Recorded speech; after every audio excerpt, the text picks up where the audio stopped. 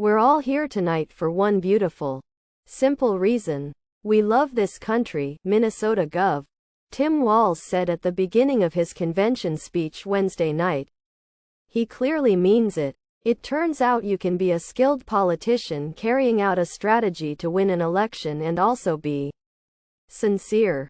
In his speech, Walz showed why he offers Democrats an opportunity to reclaim patriotism, and perhaps help redefine it along the way.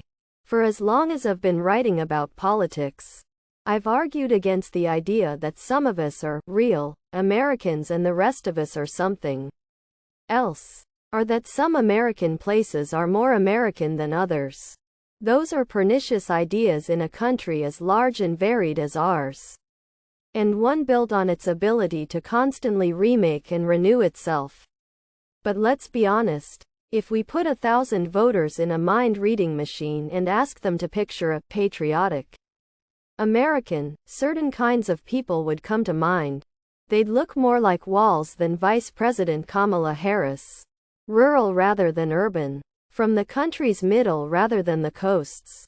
Male rather than female. And yes, probably white. Problematic as it might be, the fact that Walz codes as the kind of person you just know has a flag flying from their porch means that when he talks about patriotism, he might be able to convince some people who haven't been too open to Democrats to listen. Which is why Walz's framing of patriotism as community is so important. The Harris campaign has put the word freedom at the heart of its campaign. And Walz even sometimes describes campaign ethos as mind your own damn business. But he also talks frequently about the nation as a web of commitments and obligations of care. The family down the road. They may not think like you do. They may not pray like you do. They may not love like you do. But they're your neighbors. And you look out for them. Just like they do for you, he said in his speech. Everybody belongs. And everybody has a responsibility to contribute.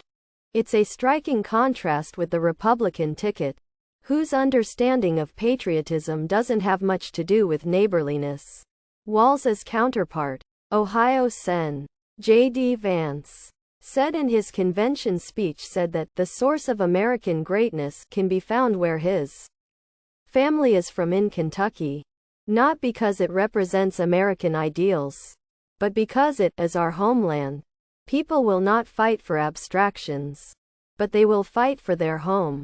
But Vance doesn't have much to say about what it means to live in that home. The contrast is even more stark when we consider what Donald Trump has to say about patriotism. He has a shtick he does in which he literally hugs and kisses an American flag, which always gets a laugh from the MAGA faithful. It's supposed to communicate that he loves his country, but his brand of patriotism is utterly hollow. America is our team. We hate all the other teams. And that's about as deep as it goes. Trump substitutes nationalism for patriotism, insisting that love for America is found in fear and animosity toward the rest of the world. Think about it this way. What exactly is it about America that Donald Trump loves? Have we ever heard him speak about the extraordinary diversity of our places and people? Or our amazing achievements in science and culture? Or the majesty of our national parks? Of course not.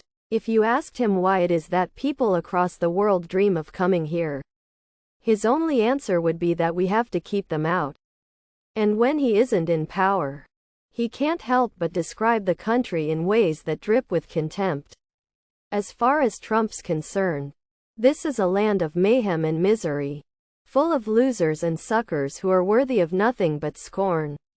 And he has a particular affection for those who committed treason against America so they could keep other Americans enslaved. That Trump can say the things he does and still claim to be patriotic only reminds liberals of how long they have been targeted with accusations of insufficient patriotism. It was particularly acute in the years following the terrorist attacks of Sept. 11, 2001, and into the Iraq War. when anyone who raised questions about the unfolding disaster of American foreign policy was liable to be told they hated America and were siding with the terrorists. Which makes it all the more heartening to see an all-American guy like Tim Walz make a plea for a different kind of patriotism. At the end of his speech, Walz implored Democrats to work hard in the remaining time before the election. "That's how we make America a place where no child is left hungry," he said. "Where no community is left behind. Where nobody gets told they don't belong." If he and Harris keep emphasizing that this vision of inclusiveness, care and common fate is at the heart of patriotism, they might just convince a few people that it's about more than whether you hug a flag.